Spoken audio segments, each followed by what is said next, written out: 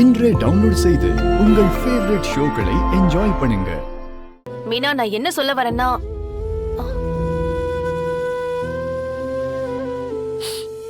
அத்தை அத்தை என்னாச்சு அத்தை? ஏன் ஒரு மாதிரி இருக்கீங்க? பாத்தியா மீனா, இதே உன்ன மாதிரி நான் உட்கார்ந்திருந்தா உன் பொண்ணு என்ன ஆச்சத்த, ஏன் இப்படி சோகமா இருக்கீங்கன்னு கேப்பாளா? மருமகனா தமிழ் மாதிரி இருக்கணும். நீ எவ்வளவு திட்டிருப்ப, எவ்வளவு சண்டை போட்டிருப்ப. ஆனா எல்லாத்தையும் ஒதுக்கி வச்சுட்டு உனக்காக நிக்கிறாள்ல.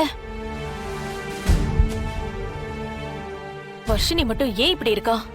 நம்ம கிட்ட தானே வளர்ந்தா. கல்யாணத்துக்கு முன்னாடி எனக்கு கிடைச்ச மரியாதை கூட கல்யாணத்துக்கு அப்புறம் கிடைக்க மாட்டேங்குது. என்னாச்சு? வர்ஷினி என்ன பண்ணா? நான் என்ன சொல்றது? மீனா, நீயே சொல்லு. நான் ஏதாவது கூட குறைச்சு சொல்லிட்டேன்னு அப்புறம் ஏன் மேல வருத்தம் வரும்.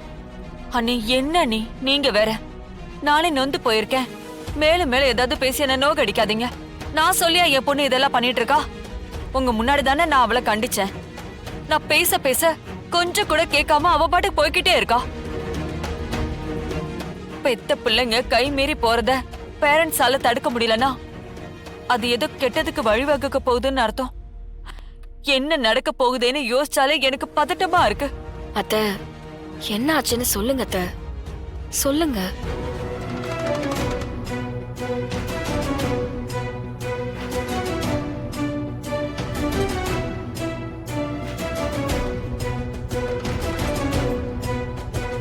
நான் என்ன பண்றது தமிழ்?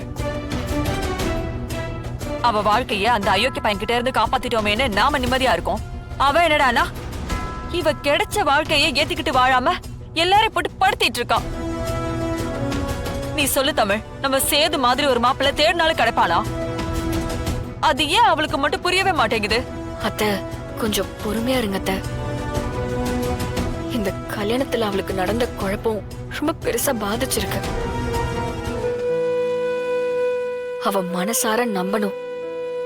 வீட்டுல இருக்கிற பெரியவங்க எல்லாம் அவளுக்கு நல்லதுதான் பண்ணிருக்காங்கன்னு அவளே புரிஞ்சுப்பா.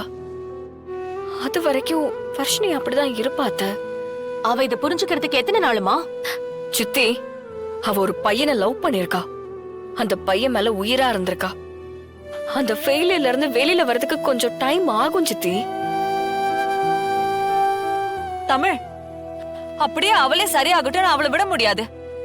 அவ பாட்டுக்கு அவ விஷயத்துக்கு எங்கேயோ போறா வரா. அதெல்லாம் கண்ட்ரோல் பண்ண வேண்டிய பொறுப்பு நம்ம கையில இருக்கு.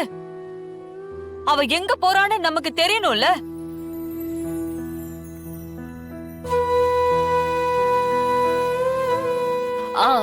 அத்தை, என் கல்யாணம் முடிஞ்சதுக்கு அப்புறம் நம்ம ஒரு குலதெய்வம் கோவிலுக்கு போனோம்ல. இப்ப நம்ம அந்த கோவிலுக்கு போனா என்ன அத்தை? கோவிலுக்கு போனா மட்டும் எல்லாம் மாறிடவா போகுது?